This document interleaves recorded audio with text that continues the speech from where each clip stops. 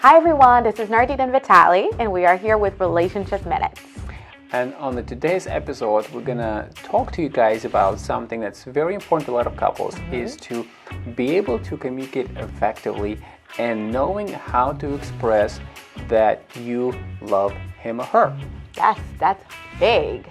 So, what we're talking about is based on a book by Gary Chapman, and it's called The 5 Love Languages. And imagine that you're in a relationship and your personal love language is gift giving. So your partner, birthday comes, an anniversary, you're giving gifts, right? And you feel like you're not as appreciated as you would like to be, and it's frustrating. So what is happening at this point? Well, in addition to that, can you imagine sometimes you trying to take care of a home and you're cleaning the garage, or you're going grocery shopping, or you're cleaning up the garbage, you're doing all these things, but your spouse is still unhappy. So what's happening? Well, in all these situations, what we found out is that couples actually speak 2 different languages, and they're almost like a passing ships. One goes in one direction, the other one goes in the other direction, and they're not understanding, they're not seeing each other. It's almost like when you have a British person trying to speak to a Chinese person, even though they have a good intentions, even though they have a good message they're trying to communicate, but they are still not understanding each other. So therefore, the communication is ineffective. Like you said, not that they don't have the right motives or the right reasoning, but they want to deliver a message in a language that the other person does not understand, that doesn't translate well. And then in a relationship, it doesn't translate to their love language. So therefore, it's ineffective. So how can we be more effective in helping our spouses to feel love? So the first one we're going to talk about is words of affirmation.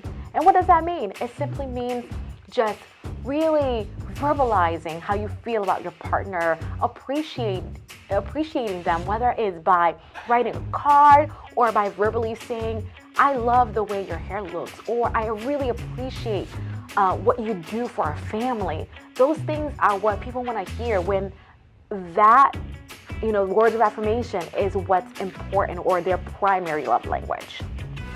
And sometimes the words of affirmation can actually have a negative effect. Now, for example, if I know that Nardine's primary love language is words of affirmation, and I don't make an effort to write a card or say something that's encouraging, even though I didn't grow up in all this touchy-feely type personality or maybe a family, but if I know that her primary love language is words of affirmation, I really need to make an effort to speak in a language that she appreciates, that she's going to value, and that's going to make her feel loved.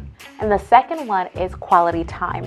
So what does that look like? It's when you're spending and giving your spouse or your partner undivided attention, where you're not distracted by phone or the television, but just really spending time with them, quality time, away from the kids, away from everything else. And really, that's what speaks your love, that's what tells them that you love them, that you're willing to take the time to make sure that they know that they are special.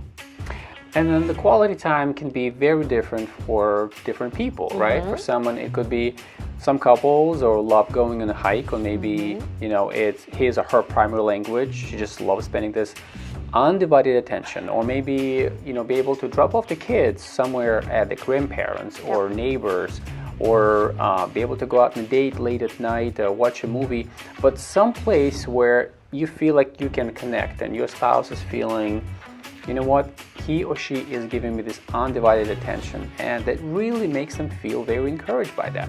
And the third one is receiving gifts. And for some people, that's really important for them to have something that's tangible, something that they can keep have as a keepsake. And it's important for them to feel like they are loved in terms of giving gifts. And for some people, it may not be. They may feel like, oh, is this person materialistic? And that may not necessarily be the case. It's just the fact that that's just how they feel loved. And it's so important not to judge your partner's love language, but to really be inquisitive enough to find out what it is and appreciate it, And I think just to add to this a little bit more, receiving gifts, it doesn't always mean getting something very expensive, or you all of a sudden feel like your spouse is just have this, big desires to have expensive car, jewelry, all kinds of things.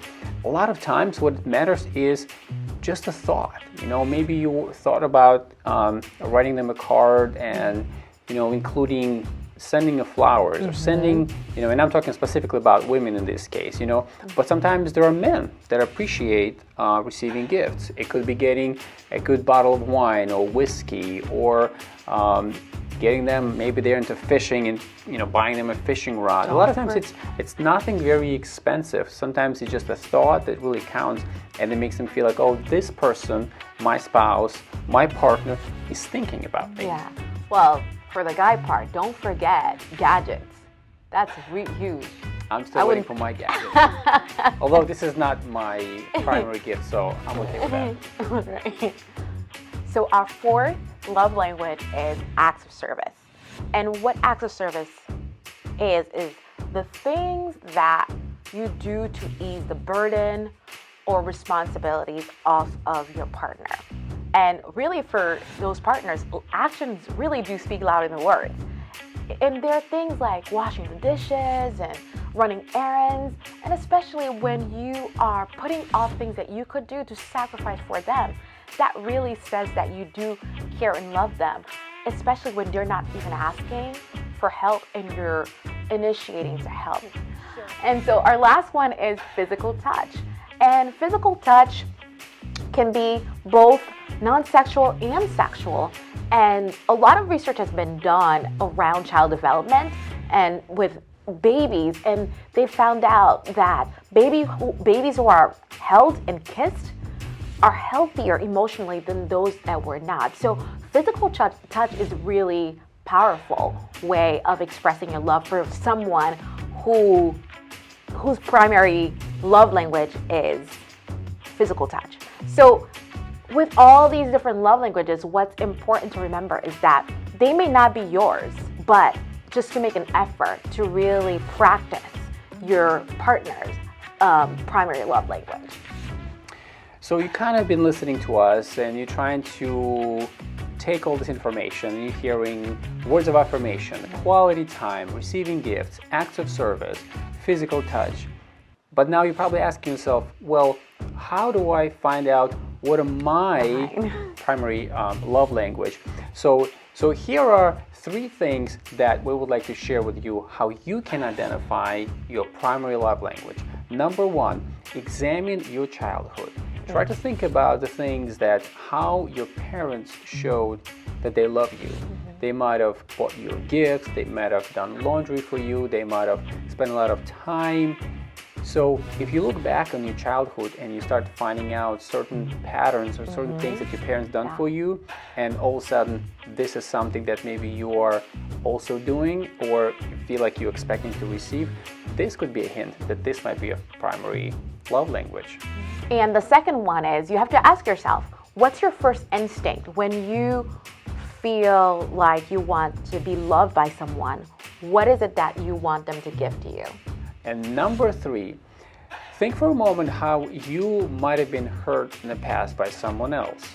It could have been as a child, as being a child, you maybe did not get certain type of gift that you expected. Or maybe you felt alone because you didn't have this quality time that you were expecting to spend with your parents. So those types of things that you can look at now, you can actually will help you to shed light on what your primary love language might be. And lastly, what you can all do at the end of this video is go to the5lovelanguages.com and take the quiz and find out what your primary and secondary love language is, and also find out what your partner's is as well, and start encouraging each other. So this is all we have for you for today, and please check back with us again for next week with Relationship Minutes. So So all this information that we guys just shared with you about the book and about the quiz that if you would like to take, you can follow in the description below. Don't forget to subscribe if you have not yet, and hit the like button if you like this content, and we're looking forward to bring you a lot more than what we have today. Otherwise, we'll see you soon. Bye. Take care.